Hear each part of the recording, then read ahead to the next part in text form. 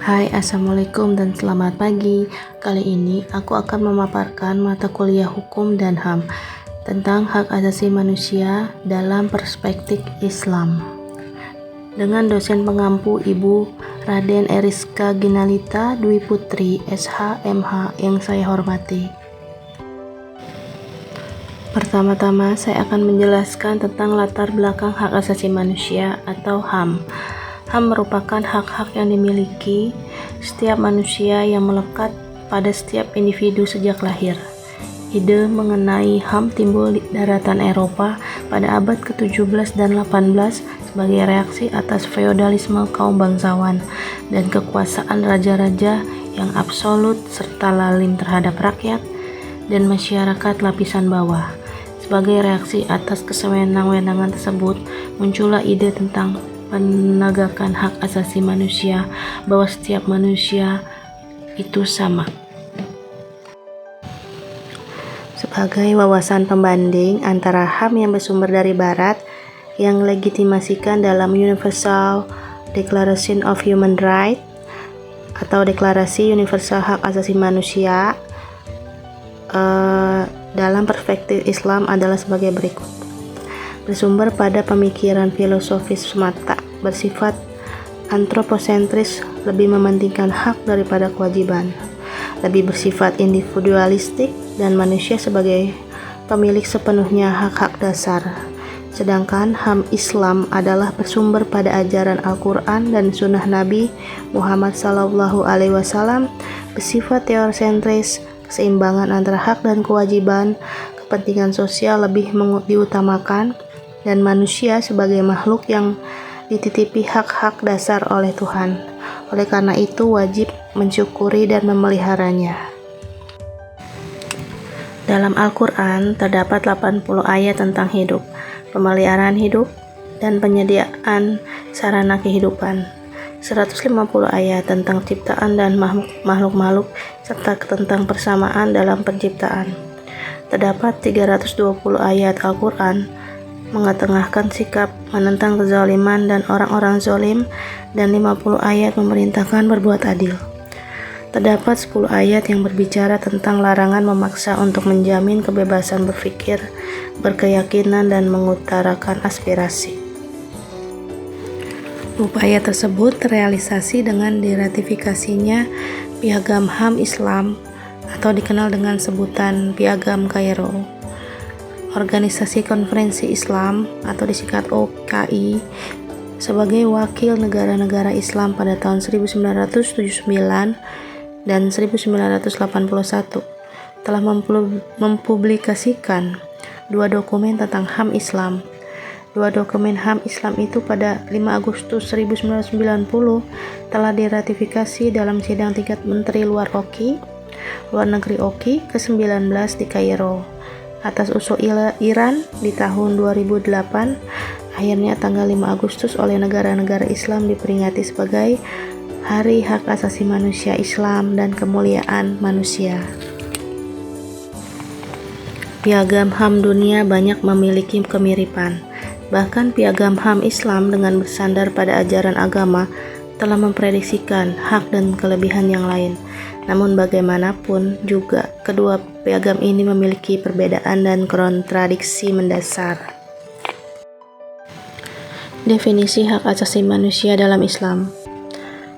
Hak asasi manusia dalam Islam mengandung prinsip-prinsip dasar tentang persamaan, kebebasan, dan penghormatan terhadap sesama manusia. Persamaan artinya Islam memandang semua manusia itu setara. Yang membedakan adalah prestasi ketakwaannya. Hal ini sesuai dengan Al-Quran Surat Al-Hujurat ayat 14.2-13 yang artinya, "Hai manusia, sesungguhnya kami ciptakan kamu dari laki-laki dan perempuan, dan kami jadikan kamu berbangsa-bangsa dan bersuku-suku agar kamu saling mengenal. Sesungguhnya yang mulia di antara kamu adalah yang paling takwa." Dari uraian di atas, hak asasi manusia dalam Islam didefinisikan sebagai hak-hak dasar manusia yang dianugerahkan oleh Allah Subhanahu wa Ta'ala. Sehingga hak asasi manusia dalam Islam memiliki karakteristik. Yang satu, bersumber dari wahyu, Kedua, tidak mutlak karena dibatasi dengan penghormatan terhadap kebebasan atau kepentingan orang lain. Yang ketiga, hak tidak dipisahkan dari kewajiban. Sejarah hak asasi manusia. Terjadinya tindakan semena-mena yang dilakukan raja kepada rakyatnya, majikan kepada budaknya berlangsung cukup lama. Seperti tidak ada kekuatan yang dapat melawan, mencegah, dan menghentikannya. Baru muncul adanya perlawanan terhadap kediktatoran para raja pada abad pertengahan melalui perlawanan politik, seperti lahirnya Magna Carta pada tahun 1215 yang merupakan cikal bakal lahirnya perlindungan terhadap HAM, Bill of Rights pada tahun 1689 yang merupakan undang-undang hak asasi, dan pada waktu itu muncullah istilah equality before the law, dan the American Declaration of Independence pada tahun 1776 yang dicetuskan oleh Jefferson yang terilhami oleh ide John Locke yang menganggap bahwa semua manusia dilahirkan sama dan merdeka, serta Universal Declaration of Human Rights UDHR pada tahun 1948.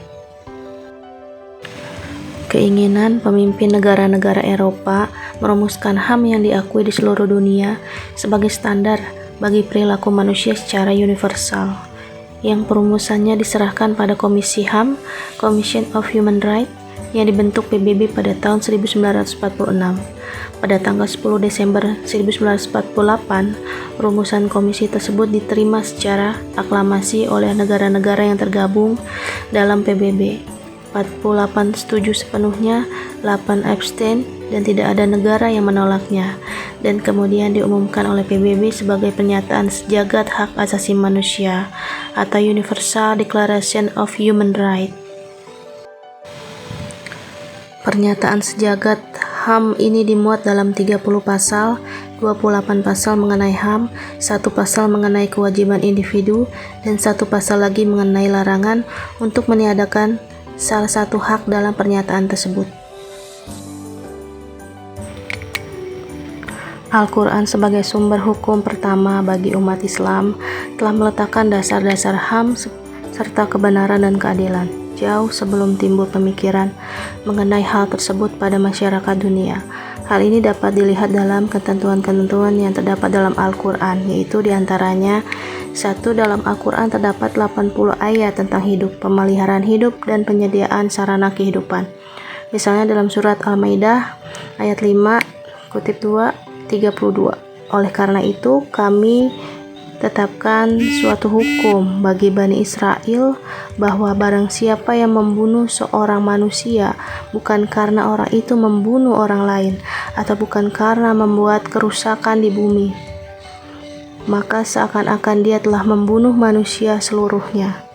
Dan barang siapa yang memelihara kehidupan seorang manusia, maka seolah-olah dia telah memelihara kehidupan manusia semuanya. Dan sesungguhnya telah datang kepada mereka rasul-rasul kami dengan membawa keterangan-keterangan yang jelas. Kemudian banyak di antara mereka sesudah itu sungguh-sungguh melampaui batas dalam merusak kerusakan di muka bumi. Wukuf di Arafah. Beberapa ayat lain yang menunjukkan penghormatan HAM dalam ajaran Islam antara lain hak persamaan dan kebebasan. Ini tertera dalam ayat-ayat di bawah ini.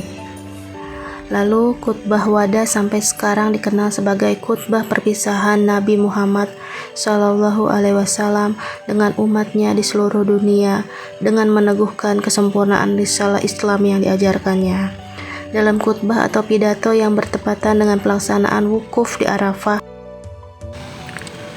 pada tanggal 9 Zulhijjah 11 Hijriyah tersebut, terdapat hal lain yang penting bagi kehidupan umat manusia di muka bumi, yaitu komitmen Islam yang menjunjung nilai-nilai hak asasi manusia. Kesimpulannya, hak asasi manusia atau HAM merupakan hak-hak yang dimiliki setiap manusia yang melekat pada setiap individu sejak lahir, hak-hak yang bersifat kodrati, yang wajib untuk dihormati, dilakui, dijamin, dilindungi, dan ditegakkan. Oleh karena itu, tidak ada kekuasaan apapun yang dapat mencabutnya. Islam sangat melindungi hak HAM, melalui ayat-ayat yang tertulis di Al-Quran dan juga terdapat pada hadis. Sebelum dikeluarkannya Universal Declaration of Human Rights, ide tentang hak asasi manusia juga terdapat pada ajaran Islam. Ajaran Tauhid dalam ajaran Islam yaitu konsep La ilaha illallah, yang berarti tiada Tuhan selain Allah. Tauhid memiliki makna bahwa seluruh makhluk baik manusia, hewan, dan tumbuhan merupakan ciptaan Allah, sehingga ajaran Tauhid Islam mengandung ide persamaan derajat seluruh manusia yang selaras dengan ide dasar hak asasi manusia. Sekian dan terima kasih. Wassalamualaikum warahmatullahi wabarakatuh.